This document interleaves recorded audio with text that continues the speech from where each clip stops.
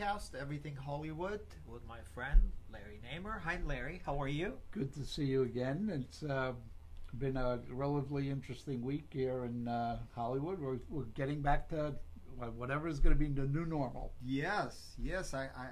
I'm excited actually about that. But let me introduce to you our guest for today, my friend Richard Anderson, who's been a friend of mine for many years, and I invited him to come in person to the studio, and he's here today. He's an Oscar-winning sound designer.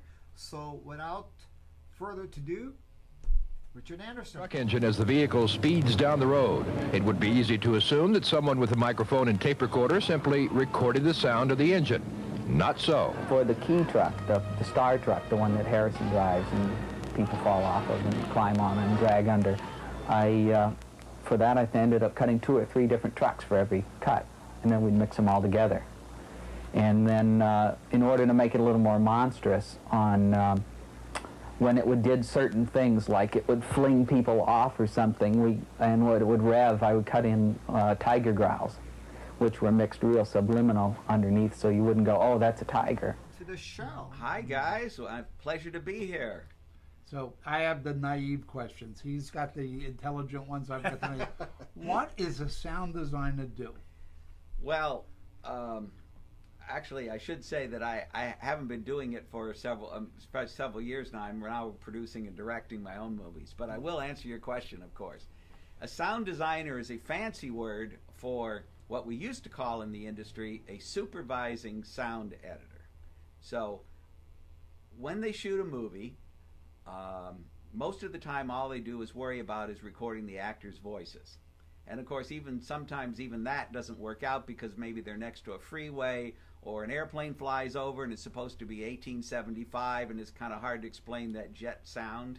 So they just concentrate on trying to get the actors' voices. And sometimes, like I said, when they have a bad sound, they'll even loop the actor in a studio later, so there's absolutely no background sound. So the sound designer, which is, like I said, is the kind of hip new name, often has a team of people working with them, especially on a short schedule, and they create all the sounds that you hear in the movie besides the talking and the music. So it could be something very simple, like just that, garçon. We have to put all the sounds in, even if. And another thing is, you have to put all the sounds in because even if the film is properly recorded on the set, a lot of times if I'm talking at the same time while I'm doing this, later on when they make a French or German or Portuguese or whatever version, it is all looped, and you have to fill in all those sounds. Huh. But there's also a lot too, because sound can affect the mood a lot of the movie. Like what is the purpose of the scene? Is it supposed to be happy, gay? Like there are 2 couples, they're in love and feeling wonderful, or is it spooky? That new movie that's out now, what was it? The Quiet Place sequel. That's a movie that depends a lot on sound, because in the movie they can't talk or else the monsters will eat them. So hearing all the little sounds around you and things, contributes to the tension. So when you got into business, did you get into the business to be a sound designer, or was it just kind of something that happened? I fell into it. I was always interested in being, making my own films, but I came here from St. Louis, and I didn't know anybody in the movie industry, and but I did like editing, so I thought, well, that's kind of interesting, because editing the film, picture editing, is sort of I call it like the second line director, because that person really works to put the film together from all the stuff that's shot on the set. So I was an assistant on really no budget movies. And sometimes they said, well, we're done cutting the movie, go help the sound editor. So I got friends with him, and he asked me to be his assistant, and it was, on a more permanent basis. And so this was a wonderful thing in Hollywood in 1973, 74, when working semi-regularly and being able to pay for my rent and stuff. So I kind of fell into that. And seemed to be a good thing to fall into. You've got that little statue, I understand. Well, that took a few years. You know, I worked on a lot of really low-budget Roger Corman movies and things like that over the years. But it's a great training ground, you know, because like Roger used to basically just they'd hire you and then you'd say, you know, go out and do it. You know? go. So what you're doing now? So you're making your own movies. We will be right back after these messages.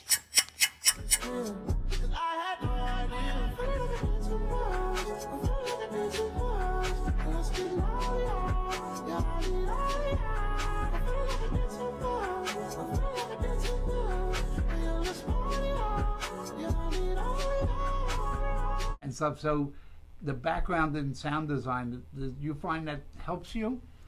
Yeah, I think so. It helps you. You learn timing a lot in it, you know, because you have to get the sound at just the right moment. It's like, in a way, it's very much like Omar with music. You know, it's you have rhythms and your pauses and all that kind of thing. So to create, you know, sometimes I'm sorry to interrupt, but sometimes people use the term musique concrète, spelled like concrete, but it's French, I think, so it sounds highfalutin. But that's where you use sound effects, or what we would call sound effects, to make music-like things, rhythms and stuff like that, you know, as opposed to traditional musical instruments. Yeah, so take us through how you create, like, do you sample your own sounds? Like when you hear footsteps, when you hear somebody opening the door or whatever, is that like when I play a synthesizer, you know, I have certain preset sounds that it comes with, and there's some that I can create, you know, obviously since sample my own sounds. So how do you do that in sound design? You know, how did you start and how it's growing into becoming what it is today? Well, our palette, our palette is infinite because everything sounds different, you know. I mean, yes, I have a library. Like I said, I'm not really doing sound design anymore, but I do have a half interest in a library that my other partner's still working in the business. But we had developed over the years a huge library, and so a lot of times if you have sort of like a wooden door in a house and it's not like a key thing, the door has to have a special spooky sound or something, you know, you can use pre-library effects. But usually the sort of star car, or this, you know, or if it's a sci-fi movie or something and you have to design a monster or a ghost or a ethereal presence in a haunted house or whatever like that, usually you have to create that for each movie. So what's lately? What have you been working on? Well, I've just finished this movie, Lead the Way, which I produced and directed. And Omar did the soundtrack for it. Great job, I might add. So it's kind of a dramedy about an Asian American man who is legally blind and has Asperger's syndrome, which is a sort of mild autism, and he decides to run for president of the United States. And he's not getting anywhere until he runs into a Native American woman named Celeste Seedlingson, who decides to help him. And they develop this sort of odd relationship, and as she helps his campaign along. Right. And now, is that made for theatrical, or is that going to one of these digital networks? Well, it could go either one.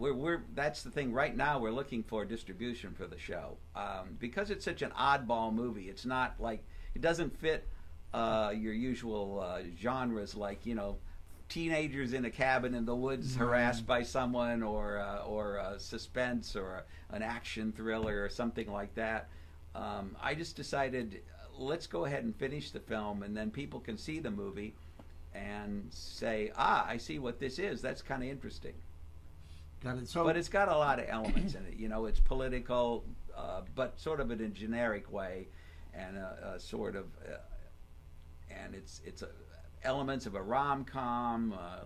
It's got a bunch of stuff in it. So with this quarantines and COVID and stuff, it clearly has changed the way some people consume media. And people have gotten very comfortable now where It used to be like you were a movie star, you were a TV star, and if you're on cable, you're kind of like down there. But now, you know, the Netflix of the world and the Disneys and the Primes have come along and created a lot more opportunity and stuff. As a producer of content, has it affected the way you think of movies when you first decide what your next project is going to be? Definitely.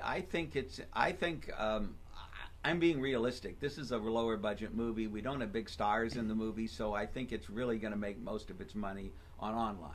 But I mean, could it run in a theater? Yeah, it's 4K.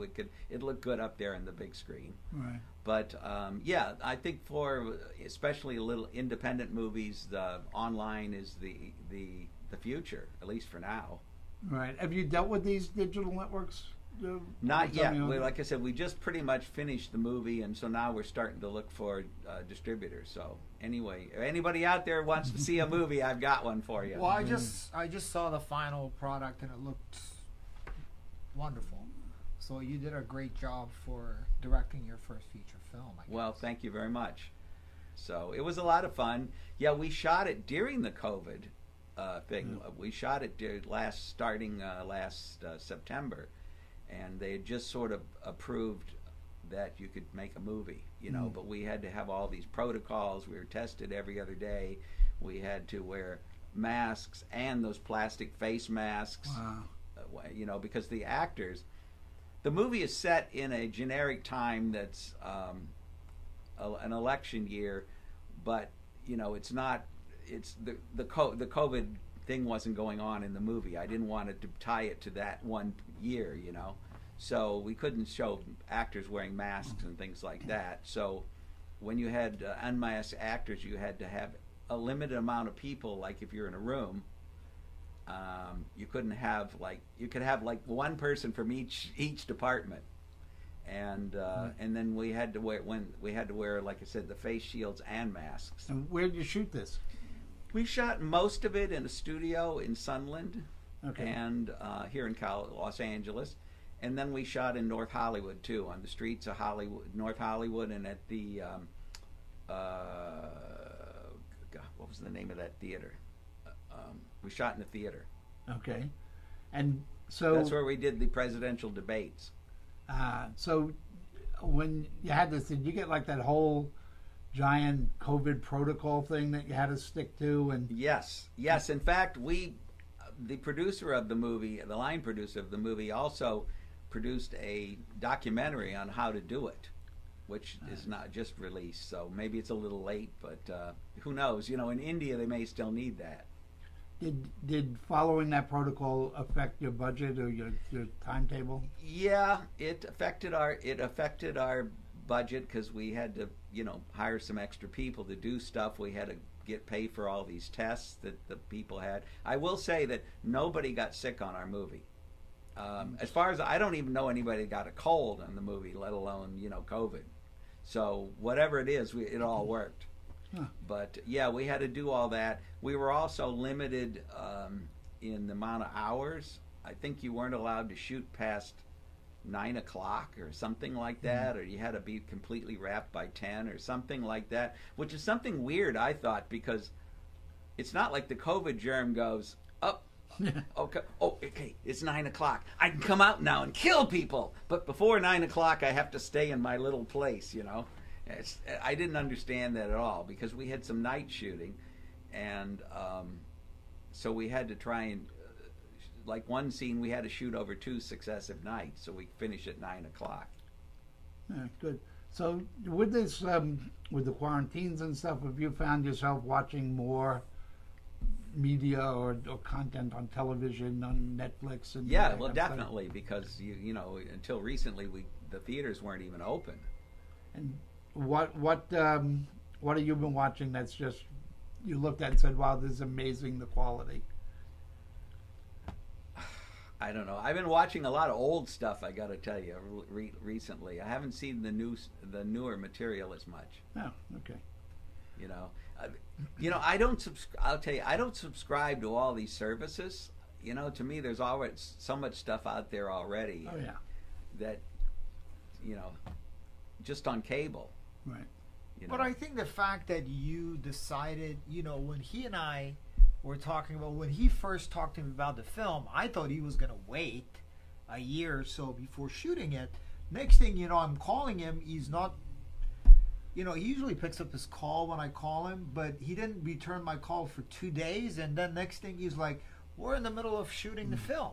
So it was really brave of you to like just say, you know what, I'm just going to make my film no matter what. And you went ahead and you did it, but I know you had a situation where you wanted to go SAG, right? But then you decided not to because you never know how that's going to play out, right? We were worried because SAG had the ability to shut down a movie if they felt it was, quote, dangerous. Well, so does by the way, so does the city. We, Right. We were inspected periodically. I'm told. I never dealt with those people, but they said people would come around and check up on us, and we passed whatever. But we just thought that that it would be safer to take SAG out of the picture. So anyway, like I said, it wasn't because obviously the bigger actors are all SAG, but we just didn't want to take the chance. And I thought the actors we got were really great. So this film is done, and it's going to now go out. Yeah, well, hopefully, because they weren't shooting movies during the pandemic, hopefully somebody needs to fill their slate up. Yep. They see this. I just saw something the other day that Paramount Plus in 2022 is going to release a new feature film every week. They announced. Wow. And this is like the golden age of Hollywood, where the big studios used to average about one film a week. Some were A movies and some were B movies, but they had to do that because they also owned the chain of theaters. Right. And in those days, people didn't, movies didn't play generally theaters for 3 or 4 weeks. They'd play maybe 1 week, and everybody in the neighborhood would go see the movie. And then next week, it's like, well, what else you got? So in a way, they're kind of getting back to that. So for you, what's next? Well, we got to sell this movie, and then I got to figure out what's the next film's going to be. How do you? I mean, what? We're also talking. I'm talking with Omar about doing a TV series.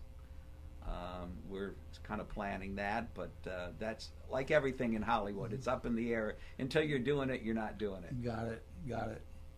Yeah, well, Richard, we really appreciate you coming in and, sharing with us your, so many great things you've done. But, I want to just kind of go back to sound design because, I remember going to the movie theater and watching Raiders of the Lost Ark. Right. For me, that was like a defining movie. Like when I look back to the 80s, that's one of the movies that really stands out to me. So maybe you can share with us the experience of working with Steven Spielberg and George Lucas, and what was it like to be part of a project that people look back for so many years and say, wow, that was a film, that really defined the decade. Yeah.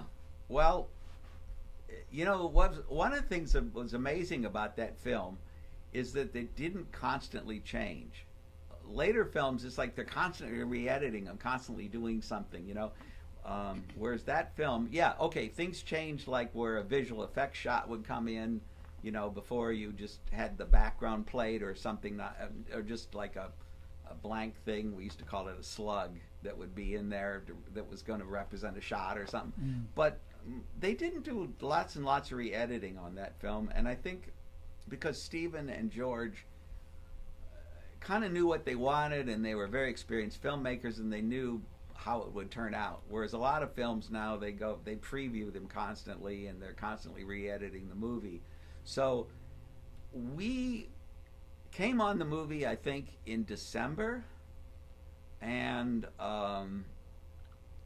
the first thing we did after watching the movie was, of course, to make a list of everything we needed. So then we had to go out and get all these sounds, because I called it a one of everything movie, because if you remember, it's like they're constantly changing location and what they were doing. They're on a ship, they're in a submarine, they're in the desert, they're digging up things, so we had a really wide range of stuff we had to get, and a lot of it was, it's like, where do you get a 1936 German staff car? you know, for sound. The actual car in the movie was a fiberglass body on a pickup truck frame. Because, you know, the real car like that would be worth $1 million. So no one, if they had one, is going to let you bounce it through the desert on roads and things and bump it into trucks and stuff. So, so I had to go out and try and find a 6-cylinder Mercedes-Benz with a manual shift, you know, gear changer. What was the hardest thing you've ever had to do in the sound world? The hardest thing is, I'm going to call it, we had a term for it at the time. We called it the voice of Jesus effect. Okay, what that meant is something that in your mind it should be the greatest thing ever, but you have no idea what it should be. Yeah. You know, and so you just make version after versions of things and try and come up with something that the director or producer ultimately goes, yeah, that's it. And a lot of times you just run out of time, and so that last thing you did, it becomes the thing because you don't have time anymore. But it's because they don't know what it is. Right. Well, I'm sure as a composer too, you've run into that. yeah. Where, well, I kind of said that to you when we started the movie. I said, I'm not really sure what the music on this picture should be, because it's such an oddball movie, you know. I don't have, like, if it was a military movie, you could have drums and, you know, march music or something like that. But anyway, I said, remember I said to you, I'm not sure what the music should be. So the way I worked with them was because it was during COVID time and I couldn't get a lot of the musicians. He and I had a session where we previewed the movie, and I sat in front of a grand piano and I was just trying out different ideas right in front of him live. So It was very much like a jazz thing where you just did it.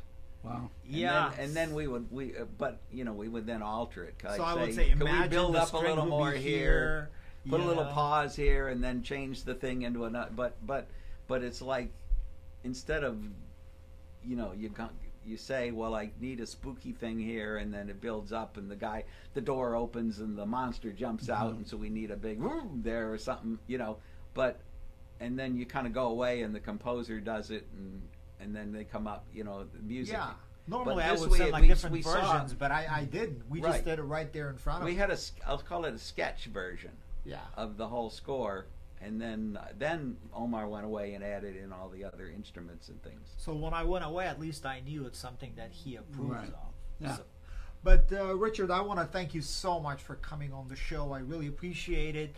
Larry, It's a pleasure. Wasn't Yeah, that, no, this was great. That's one of my favorite movies of all time. So it's good to get some of the insight. but his credit, that's one. But if you go to his IMDb and you see what he's done, I mean, you're gonna recognize movie after movie. And by the way, he won an Oscar, but he's nominated, I believe, 4 other times, if I'm not mistaken. Two other times. If you mean an Oscar, two other yeah, times. he's yeah. been nominated for 2 Oscars, and then won 1. Wow. So, thank you for being on Pretty the show. cool. My pleasure. Thank It's you, been a Richard. lot of fun being here. Thank you, Thank you Richard. so much. Sure thing. Thank you.